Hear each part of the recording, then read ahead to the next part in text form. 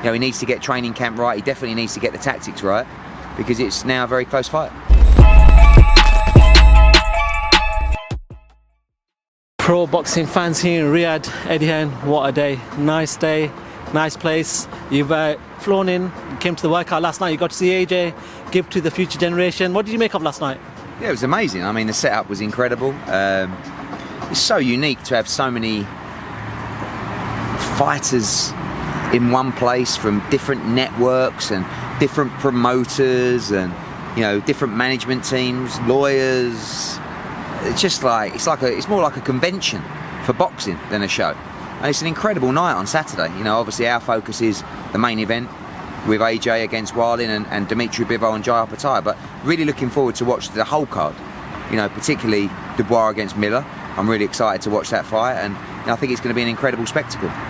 Whilst yourself and Matchroom are going to remain competitive, does this now open doors to maybe, you know, sort of be a bit lenient and talk to other people about fights that you didn't think could get made beforehand? Yeah, I mean, we're always talking to other promotional companies about making fights, but like you say, there's always competition, and I always say, whenever a deal makes sense, it will happen. This is a situation where the opportunities for our fighters were huge, you know, for our businesses, for the sport, and it's meant that everybody's come together to make it happen. The egos have been left to the side, you know, the past relationships or history have been put to the side, and we've just all come together under the guidance really of His Excellency Turki Al-Sheikh to say, I don't care about all that stuff, this is what I want to do. Do you want to do it or not? If not, go away. If you want to come to the party, you're all invited.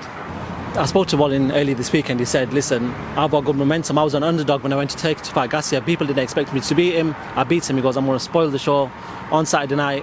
I know there's talk about March the 9th, but he is confident about this fight. Is this what you want to find, Anthony? A good, confident opponent who's got a bit of momentum behind him? And also one guy that's talking, no, not shit, but talking, you know, his mind and talking with belief, because it's got AJ out for it. Now, these fights before a potential big one are sometimes the most dangerous. And if you're not really up for it, Andy Ruiz was probably a good example. Don't forget, you know, before that Andy Ruiz fight, all people were talking about was AJ against Wilder. And he weren't really up for the Andy Ruiz fight. You know, he had his problems going into that fight, but it was like a nothing fight. With Wallin saying what he's saying, with Wallin giving that kind of confidence, I think it just gives AJ a little bit of spite and spring in his step, and I think that's good to see, you know. And I think everything I'm hearing out of the camp, the sparring, you know, the work with Benn, I'm really excited to see him perform on Saturday, and I think he's going to knock this guy out.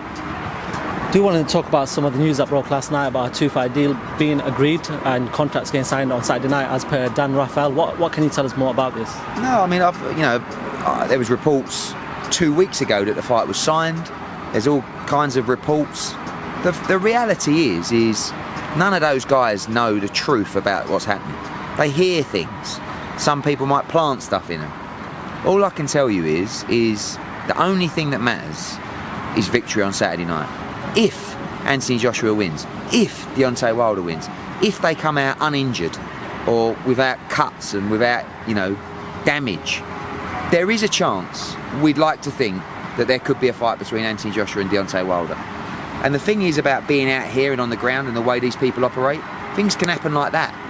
So we might be sitting here now with no fight, and tonight we have dinner and things change. But we've made this mistake before of talking about fights and it's never materialised. So I don't even want to really bore the fans and tell you, oh, this could happen and this could happen. If we win on Saturday, let's see what happens. And hopefully, if we get the fight made, AJ can get the credit of jumping in with another huge name in the division and someone that he's always wanted to fight. Interestingly, I don't know if you watched Deontay Wilder's clip that he did after the workout. He said a few interesting things. He goes, you guys put a lot of pressure on the man. I wish you'd back off him until he fights. And he goes, he wants to set up a dinner with Anthony Joshua, sit away from the media and have a one-to-one time, find out what's going on outside of boxing and just have a general chit-chat. Do you think that can happen with Deontay Wilder and AJ? No, why do you want to do that? They're about to smash each other to pieces. You know, I think Deontay's right about the first one. The pressure that the media and sometimes the public put on AJ is unbelievable. You know the guy, he's a lovely fella. Lovely, lovely man. Like, always wants to do good by people, always has time for people, always gives his best to the sport. And it's like just this psychoanalysis of everything that he says, and oh, he's this, he's that, he's like, and I think it's just taking him the time to realise he doesn't really care anymore what people think. That's a nice position to be in life. You know, you get it when you get older. You don't worry what people say anymore, and that's when you can really live your life the way you want to live it. And you know, for Anthony, I think really he's just focused on fighting and performing, and he's going to say whatever he wants to say, and you can analyse it. You know, if he's a little bit quiet, oh, he seems quiet, he's boring, he's not very confident. If he's aggressive and tells someone he wants to knock him out, whoa, AJ's lost the plot, what's he doing that? You can't win either way. So the only thing that matters is the performance anyway. Is that because he has been the poster boy of boxing? Comparing him to someone in football like a David Beckham, for example, who was under the microscope at all times, it seems, whilst not on a football profile, but Anthony Joshua has that massive profile, and unfortunately for him comes the price of being under the microscope at all times. Yeah, it's just the way it is. You know, when you're a huge star, you're going to come under scrutiny, you're going to get criticised, and yeah, that is part and parcel of becoming that star. But when you know someone and he's a good bloke, and you know, you just hope that he can be respected, because he's never ducked a challenge, he's always given 100%, and he's a really good man. Bivol fighting on Saturday night as well. How close can we get now with the Saudis being involved, that the Beterbiev fight gets made? I know Beterbiev is fighting Callum Smith, and that's a tough fight, but say he gets past that, how much closer is it now? Yeah, that's the plan.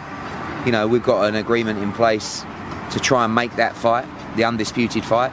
He's got Lyndon Arthur on Saturday, and I believe Callum Smith's going to beat Beterbiev, but we'll see on January the 13th, and I believe the winner of that fight on January 13th will fight Dimitri Bivol next in Saudi Arabia for undisputed. Devin Haney, he's the man of the moment right now. A lot of people talking about him, a lot of back and forth between him and Tank. But Ryan Garcia, Oscar De La Hoya has tweeted that this is all started. What's the latest in regards to negotiations with that fight? That is true. I spoke to Ryan and Oscar and everybody. They tell me they would like to make that fight, which is very encouraging. Myself and Golden Boy are now in discussions with the Zone to put the numbers together to both fighters. It's a massive fight, one of the biggest in boxing. You know, from my point of view, I'd love to make it. I know Devin would take that fight, Bill would take that fight, and I've reached out to Bill and Devin and said, you know, sometime next week we'll start presenting numbers to you for a Ryan Garcia fight, and if everyone's serious, I believe that fight will get made. What's your relationship like with Tank right now? I know there's been a bit of a back and forth. Lennon Elby getting involved as well on Twitter, saying, listen, if Tank's going to get involved in anything like this, he's going to go directly to people, not through Eddie Hearn. Or what did you make of Lennon Elby? I don't really care what Lennon Elby says. He's so irrelevant. But maybe Tank won't want me involved, because Tank's got people in his ear.